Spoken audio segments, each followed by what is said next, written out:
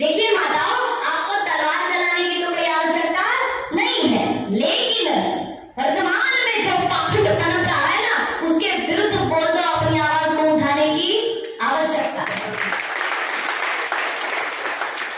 और यदि नारी वर्तमान के पाखंड को कुचलने के लिए संकल्प को धारण कर लेना, तो मैं दावे के साथ कह सकती हूँ कि जो पाखंडियों ने अपने दुकान के ठेकेदार खोल के रखे हैं ना, ये एक दिन भी अपना सौदा बेच नहीं पाएंगे। अच्छा, जहाँ पर सत्संग आदि होते हैं, गुरुजी प्रवचन देते हैं मंच पर, गुरुजी के डेरे में जाती हूँ मैं, भजन रागनी करने के लिए जाती हूँ ना, तो वहां पर सबसे ज्यादा भीड़ किसकी होती है? उनकी होती है। किसकी होती है? माताओं की, बहनों की भीड़ होती है ना। और जब घर आएगी गुरुजी के डेरे से वापस आएगी तो माँ पूछेगी, बेटी गुरुजी के डेरे में गई थी, क्या उपदेश सुना? जरा हमें भी तो बता दे, हम भी सुने क्या उपदेश किया गुरुजी ने।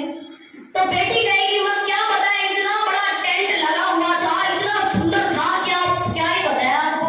तो माँ कहेगी, बेटा ये तो बता उपदेश क्या सुना? तो बोले जी इतना बड़ा पंडाल था और इतनी भीड़ थी कि मैंने इतनी भीड़ कभी देखी बोलो नहीं है। तो माँ पूछती है, एक बार बता तो दे उपदेश क्या सुना? तो बोलती है कि जब गुरुजी आए ना, तब तो धरती से नहीं बल्कि आसमान से उतर करके आए थे, और क्या ही बताया आपको? तो माँ कहती है, बेटी उपदेश तो बता क्या सुना? तो बेटी कहती है, समझ तो कुछ आया नहीं, पंजाबी में बोल रहे थे, पता नहीं क्या बोल रहे थे।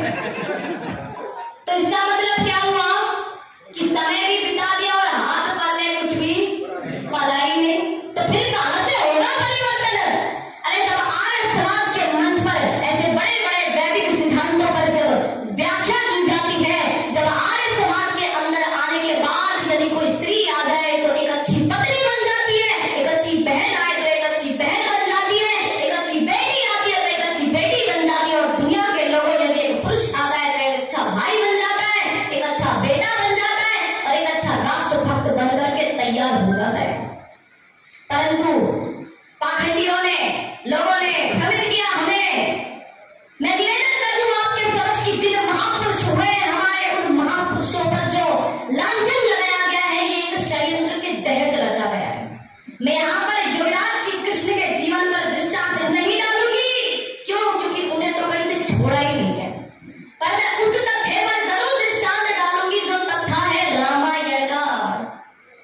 रामायण का तथ्य है, वो तथ्य है कि कहते हैं कि एक धोबी के कहने पर श्री राम ने अपनी पत्नी को घर से निकाल दिया था। क्यों बहनों, सुना है नहीं सुना? सुना है भाइयों, आपने सुना है ना? आपको लगता होगा कि ये बात भी सत्य है, लेकिन पढ़ जाना महर्षि वाल्मीकि रामायण को, उसके अंदर ऐसा कुछ भी वर्णित नहीं है। अरे ये तो वही अवसर था जो अवसर माता कौशल्या के जीवन में भी आया था, और वही अवसर माता सीता के जीवन में बोलो आया था। और वो अवसर कौन सा था जानती हो?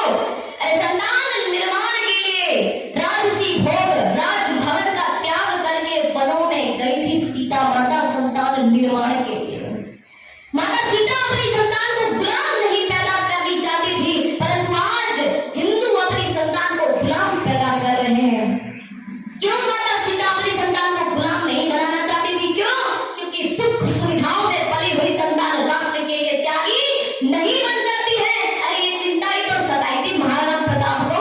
पढ़ लो उनका इतिहास को नहीं पढ़ते। अरे महाराणा प्रताप का बेटा, क्या नाम था महाराणा प्रताप के बेटे का? अमर सिंह। अमर सिंह जब झोपड़ी के अंदर घुस रहा था, तो घुसते समय झोपड़ी से अमर सिंह का सर टकरा गया, और टक्कर लगी तो अमर सिंह झुंझला गया और उसने तलवार निकाल करके उस दरवाजे को ही काट डाला। जब ये दृश्य देखा उसके पिता ने, महाराणा प्रताप ने, तो विचलित हो गए ये दृश्य देखकर। पास में सेनापति ने पूछा कि क्या हुआ महाराज, विचलित नजर क्यों आ रहे हो? ओहो, तो महाराणा प्रताप ने उत्तर दिया और कहते हैं कि सेनापति, आने वाला समय अच्छा नहीं दिखाई दे रहा। बोले क्या हो गया ऐसा जो आने वाला समय अच्छा नहीं दिख रहा?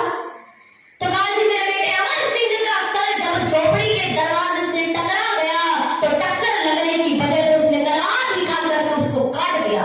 बोले जो इतने से कष्ट को सहन नहीं कर सकता,